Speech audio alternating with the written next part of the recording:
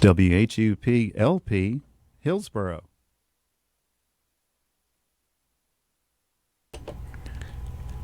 That's right. It is WHUP LP Hillsborough. It's 6 o'clock on a Friday evening, and that means you're listening to Pass the Hat, the best in live music radio, broadcasting to you live as we always do from the beautiful WHUP Penthouse Studios, high above Dual Supply in the beautiful historic district of downtown, hot and humid Hillsborough, North Carolina. I'm Bob Johnson. I'm here with my good friend, Kim Blaine. Kim, happy Friday. Happy Friday, Bob. And it is a happy Friday. My week ended better than it started. That is a good way for a week to behave. Yep. Pretty stressful. A lot of us in education have been waiting for the verdict, if you will. There's been a lot of education news this week. Yep. So shout out. I want to give a public shout out to the Orange County Public Schools, the Durham County Public Schools, and Chapel Hill Carbo City Schools for thinking of public health, making decisions that are positive for children and teachers in our community. And I love how our community is pulling together for equity to make sure that single parents and parents in need get what they need. So thank you to our community for keeping us safe. And bless all you teachers out there. Thank all you, you Bob. folks are going out onto the front lines here before too long. Pert much. Yeah. Well, we are a radio show, though, so we should be doing our radio thing. And we should remind folks that this is Pass the Hat, and support for Pass the Hat is brought to you by RM Source Incorporated, customized IT solutions designed around today's enterprise business needs. Learn more at rmsource.com. Thank you, Kim Lane. We have a cool show today. We've got a cool show. We've got a fantastic musical guest sitting in the chair right now. Y'all who are watching the live feed on our Facebook page can see him right now. This is Joe Hooten, a.k.a. Tin Roof Echo. Joe, what you got for us? Hey, thank you so much for having me, guys. I'm really excited to be here. I'll start us off with a little quick song. This one is about a road trip. Well, I'm driving down a country road and I'm feeling mighty fine, 'cause there's something in my pocket that will help us pass the time. What was it that you said before? I thought it was mighty kind. We won't be telling stories when we're making up our minds about love.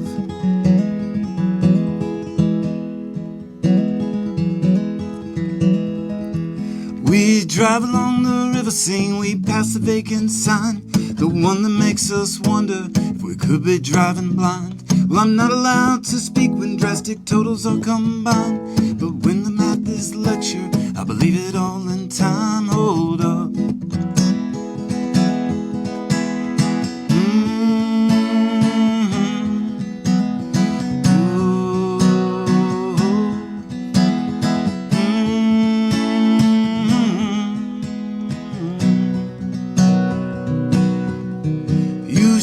On television with your kind of talk, I don't think that I care for it, but man, that's all we brought. I listen as you ponder on life and love and loss. I hear all that you're saying, but I think that I could toss it away. Well, I've heard it all before, as it must have been a dream, a reoccurring vision, man, it's reality it seems. I wish that I could find a way to tell this is real, and I guess I can believe when I'm starting to feel in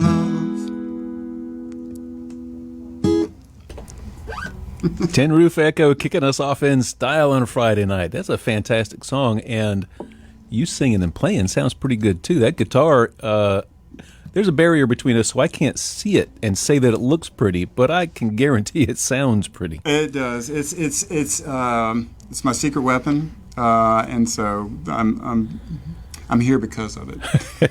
Well, thank you, Mr. Guitar or Mrs. Guitar. That's right. It's I working. haven't named it yet, by the way. I know so many people do that, and I haven't found that name. So it hasn't told you yet. That's right. It hasn't spoke that way to me. It must not trust you quite enough just yet.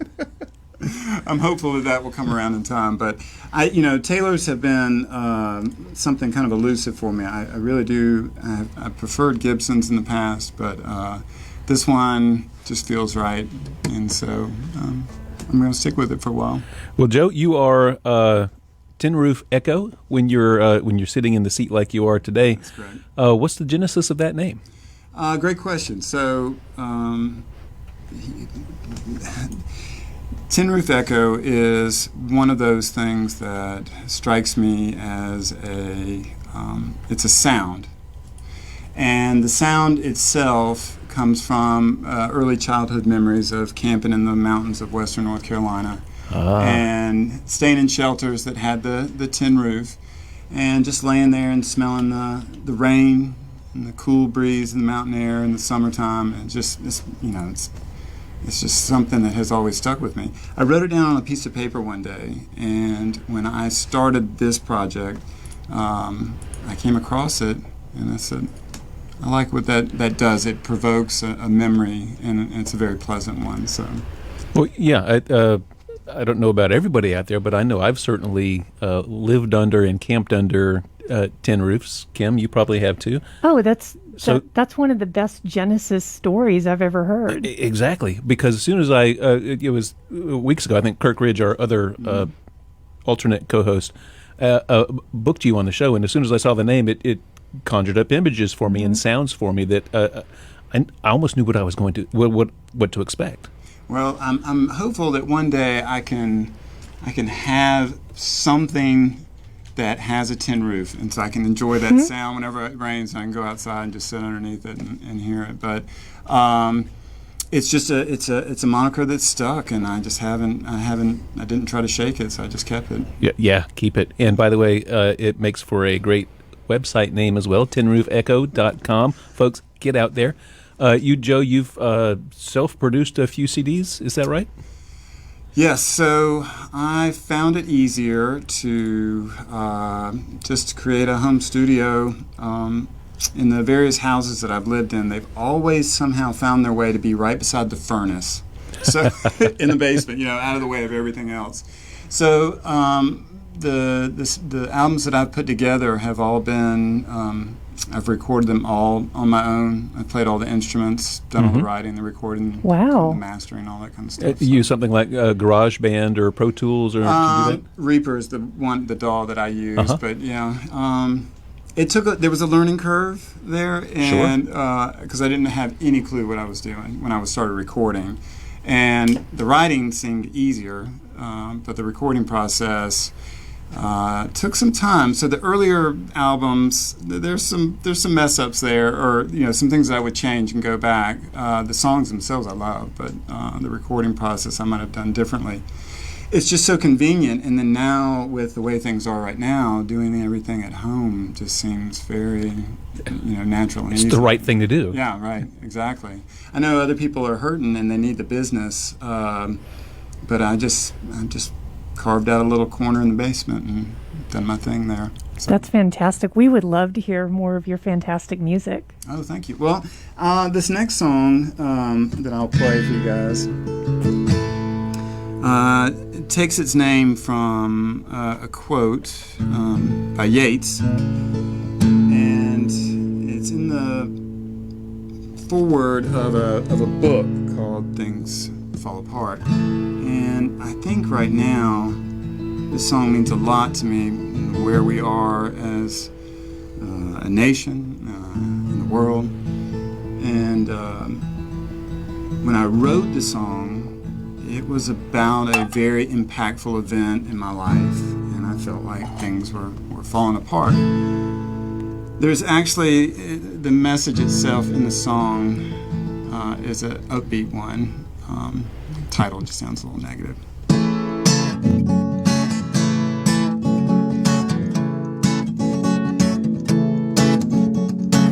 On a cold day in time and space left me,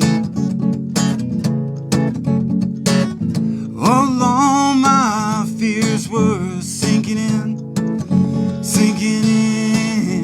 Oh, in the days when I was growing old, and you said maybe then I should have been told that all in all things tend to fall apart, and that's alright.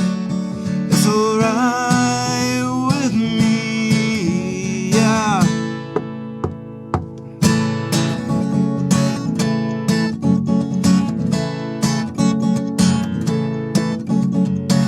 And I walked around in a saw the town where I lived. And more I feel like I'm him, but I am here. Oh, in the days when I was growing old and you said, baby, then I should have been told that all in all, things tend to fall apart, and that's alright. That's alright with me, yeah.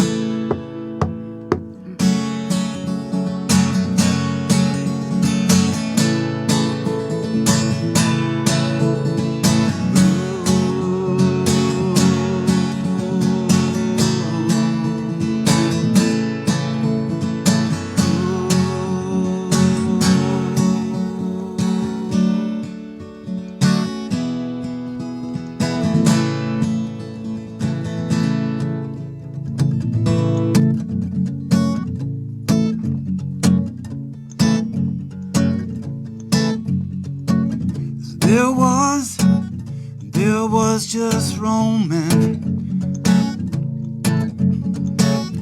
Looked away from my hands, my own hands. Oh, in the days when I was growing old and you said, hey, then I should have been told that all in all, things tend to fall apart, and that's alright.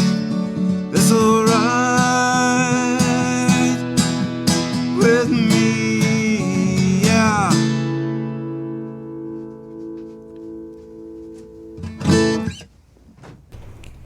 Fantastic. What is the name of that song? Things Fall Apart. Based on the book, you said, from Yeats? Well, Yeats did a quote in it. Chinua Achebe was the author of that book. I remember reading it when I was living in Greensboro at the time, and something about that story, which is really pretty relevant now, stuck with me.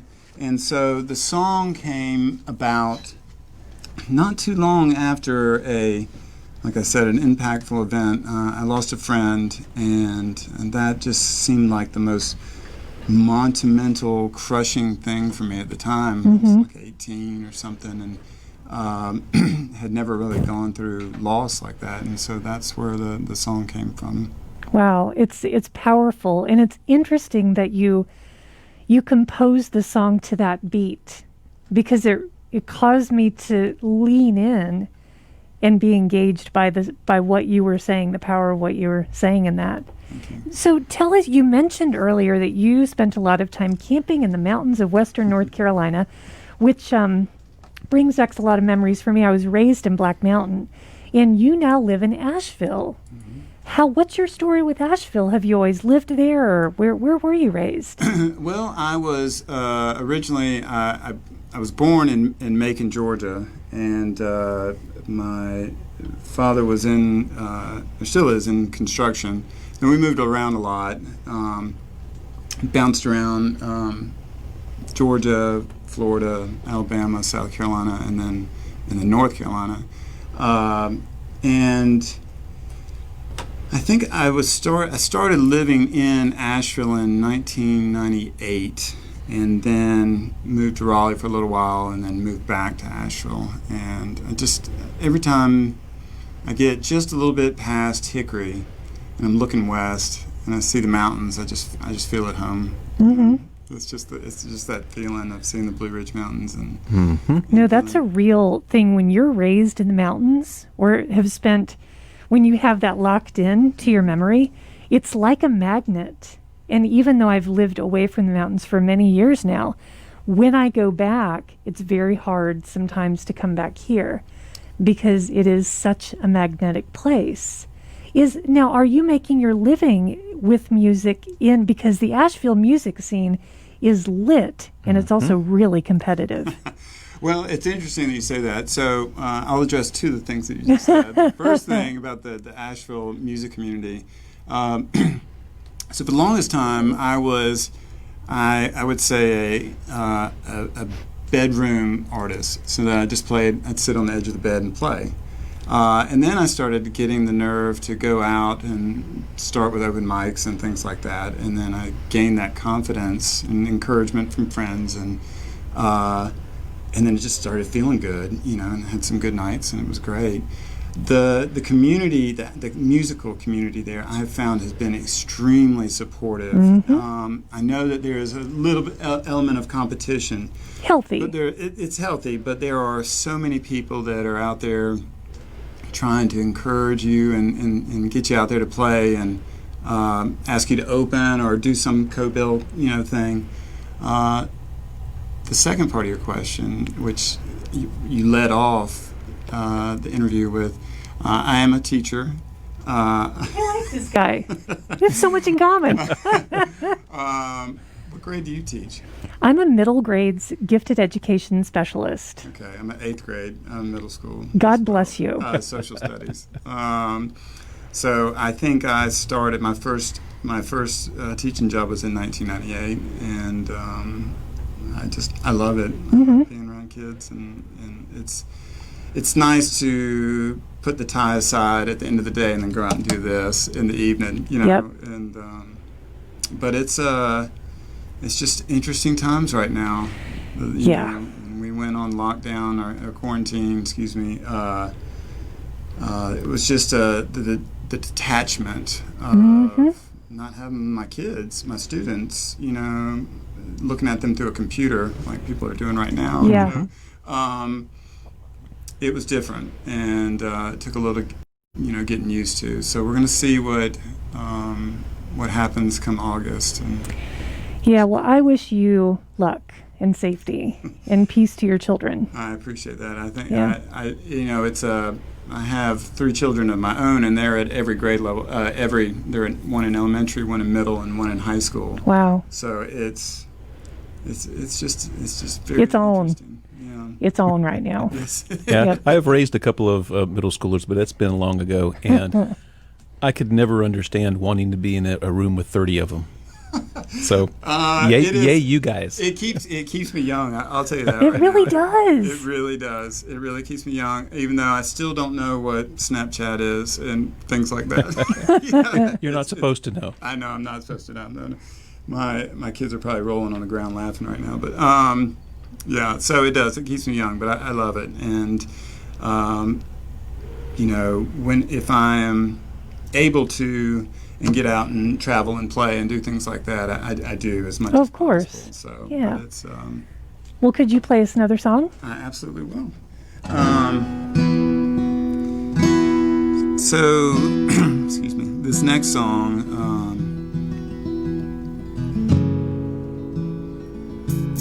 well, I'm gonna do it. It's called "The Only Moment."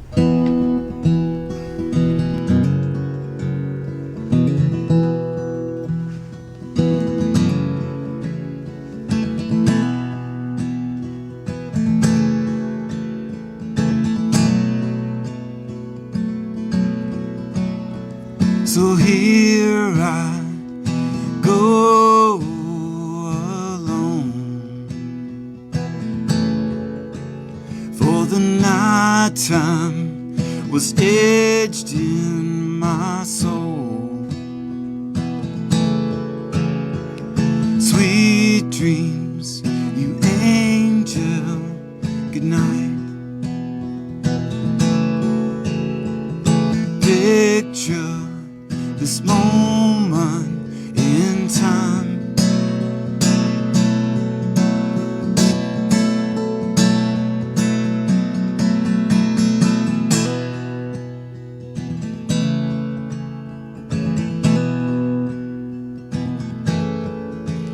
Now she's leaving quiet today,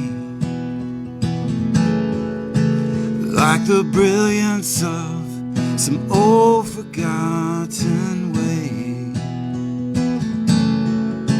Across the water I see her goodbye. Long time past winter when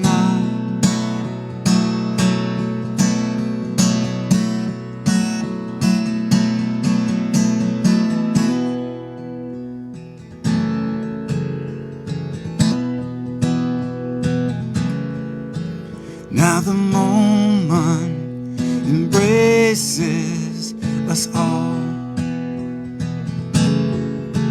Now the moment embraces this song. And I'll miss you as I grow old. Yeah, I'll miss you as I grow old. And I'll miss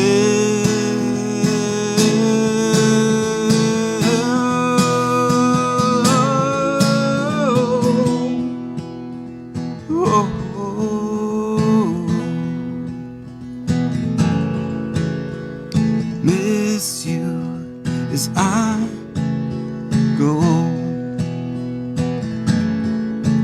Yeah, I'll miss you as I grow old.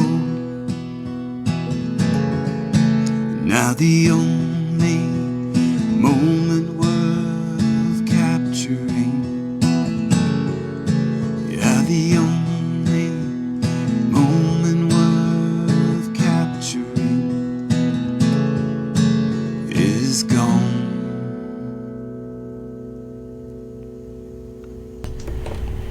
The way you end your songs. It's good song crafting. So thank you. When I wrote these pieces, and they are all like mile markers in my life. So each song is autobiographical, and they're just bits and pieces of events or emotions that I felt, or friends and people, and I don't want to forget them, and so I'll write a song about it. And if it stays and it feels right, then I keep it and continue on with it. And if it doesn't feel right, I put it aside and maybe I'll come back to it. But I think that's a perfect way of saying that they feel like mile markers.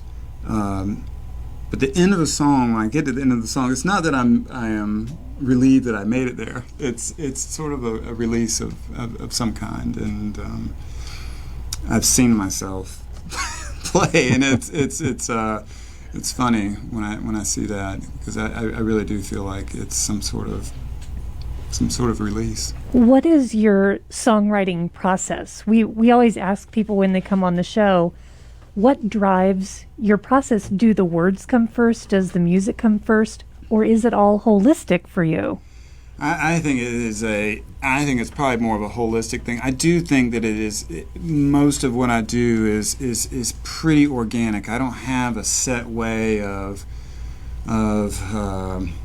okay, I write verse, chorus, bridge, and that kind of thing. I'll find a melody, I'll find a rhythm, and then I might just mumble some words, and just hum, and that might happen for months before I actually put words to it.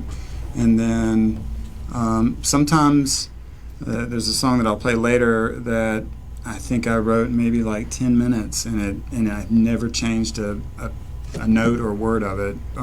So it does vary, but when lightning strikes, you run with it, of course. Yes. But I'm trying to reconcile your songs being very autobiographical and the beginning of the process being noodling around on the guitar and kind of mumbling some made-up words. Do you have an idea of something that you want, a story that you need to tell? Or is it just you're playing around and it triggers some emotions and it brings up the story? It is a combination of both. The one thing that I have felt is that as I'm noodling around on the guitar, strumming, humming, phrases will come out, and I'll write them down, I'll record them on the phone or something like that, and come back to it, and then I start putting pieces of the puzzle together, and then if it feels right for me, then I pursue it. There are times when I have purposely set out to write something, and I've failed miserably with it. I'm not like, I was thinking about this on the way in. I'm not a sit down and write a quarantine blues song. Like, I can't do that. I'm not that songwriter, but those that can, I think that's awesome that they can do that. More power to them. Yeah. We need that right now. Absolutely. But that's just not me. Sometimes I have to live through something before I can sing. Yeah, we need the quarantine blues, but we also need mileposts. Sure. Well, and it's interesting. I'm so interested to have you here because so much of what you say echoes the way that I work, and I really understand your insights to all of this. And you're a social studies teacher, you said. It's so interesting that mileposts and markers are important to you. I see that very similar. I was going to bring this up about your poetry. Well, yeah, I'm also a poet, and my fourth book of poetry was released a couple of years ago, and it was called The Marathon Years. And it was a midlife autobiography of how I became a marathon runner at the age of 43. And there were milepost poems in there. You're right, at least for people like us. I can't write any other way. That's awesome. I think about, you can certainly teach, for me, I can see it a lot of different ways, but you can teach history and, just be chronological with it. Or you can teach in themes. Yes. And sometimes the themes that pop out in my songs, a lot have to do with love, a lot have to do with loss, and some are confessional, just about things that I feel and I want to get out and say it and remember it. So I do think, in songwriting terms, I do think in themes sometimes, and that's that may contradict the mile marker, the individual event that took place, but I let it happen, and if I go months without writing something, that's okay. And if I have like this flurry of songs that come out, then I try to capture them and roll with it. Well, I know that our Facebook Live feed of you is getting some attention, and I think that everyone would like to hear more from you. Well, and then they want you to talk about your guitar. Oh goodness. Okay. All right. Well, let's see. Let's pick a good one here. Okay.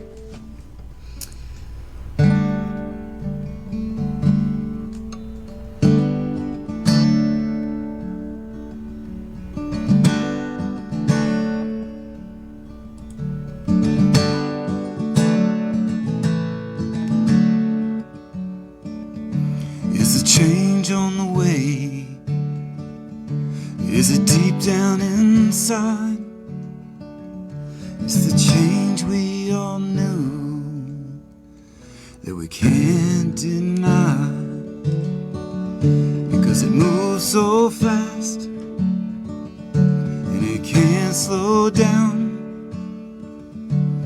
10 years gone and I'm moving on now.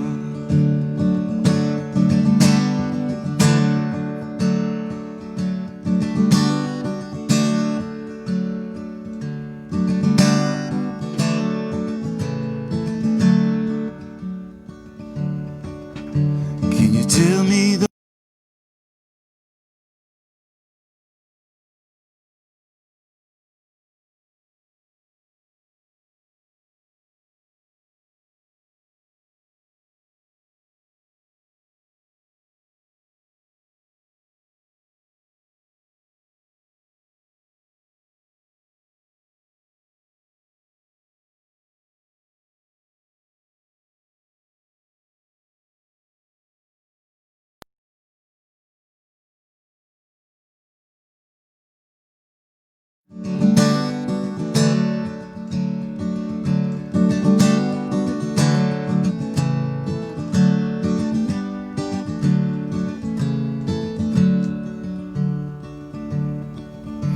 well, I hope I've done well, ever made you proud. Till we all make it through safely somehow.